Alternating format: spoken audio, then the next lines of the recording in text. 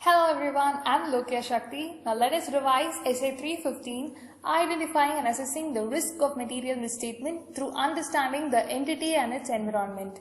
So this standard insists upon understanding the entity and its environment.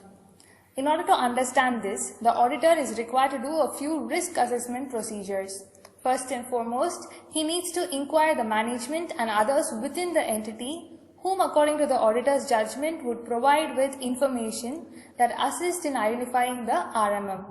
He shall perform analytical procedures in order to identify the unusual transactions, events or relationships that have occurred during the period that indicate RMM. And finally, he shall observe and inspect for evidences in order to support the inquiries done with the management. So once having obtained these information, he shall evaluate whether these information are relevant to identify RMM. In case where the engagement partner has performed other engagements for the entity, then the auditor shall consider whether the information obtained from that could be used for identifying the RMM. In case where the auditor intends to use the previous experience of the entity, then he shall first determine whether any changes have occurred since the previous that may affect the current audit.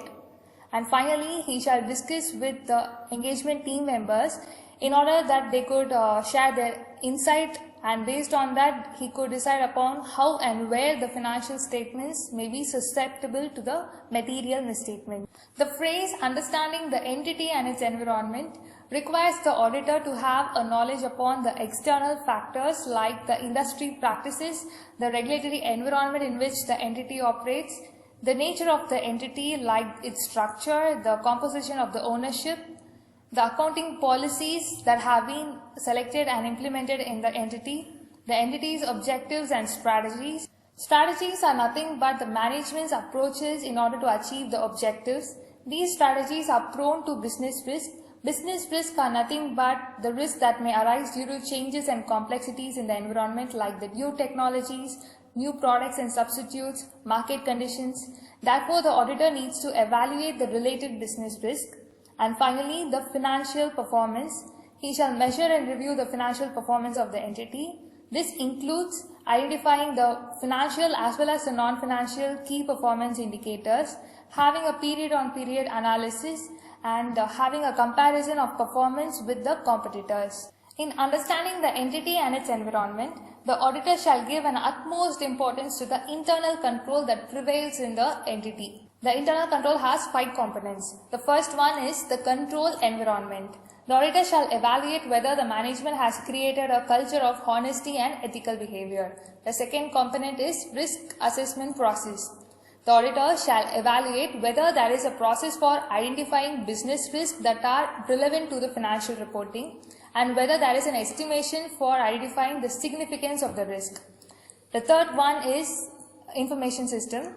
He shall understand the information system, including the areas how the information system captures the events and transactions, how the financial reporting process is done, and the controls on the journal entries.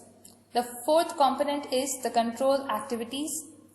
The auditor shall obtain an understanding of how the entity has responded to the risk that has been identified and arising in the information systems. And the final component is the monitoring of controls, which is nothing but the process of assessing the quality of internal control performance over the time. Having understood the entity and its environment, we next move on to identifying and assessing the risk of material misstatements. The auditor is required to assess the identified risk and evaluate them whether they relate persuasively to the entire financial statement or to a specific transaction. This is because RMM exists at 2 levels. One is at the financial statement level and another is at the assertion level. At the financial statement level, the RMM relates persuasively to the whole of the financial statement and one cannot identify or pinpoint a specific assertion. At the assertion level, the RMM relates to a specific class of transactions or an account balance or disclosures. So once the risk has been assessed, the auditor shall take into account the relevant controls and perform a test on it. And he shall ascertain whether the misstatement so found has the potential that could result in material misstatements. The next step would be to identify whether these risks are significant risks. In order to analyze this, the auditor shall consider whether this risk is due to fraud or recent changes, or due to the complexity of the transactions, the degree of subjectivity, is it a related party transaction or is it an unusual transaction. In certain exceptional cases, although substantive procedures have been done, the auditor will not be able to obtain sufficient appropriate audit evidence. This is mainly due to the incomplete or inaccurate recording. In such cases, the auditor shall understand the existing entity's control over such risk. And finally comes the revision of risk. The auditor's assessment on risk may change during the course of the audit. This is due to the audit evidence or the new information that has been obtained during the audit.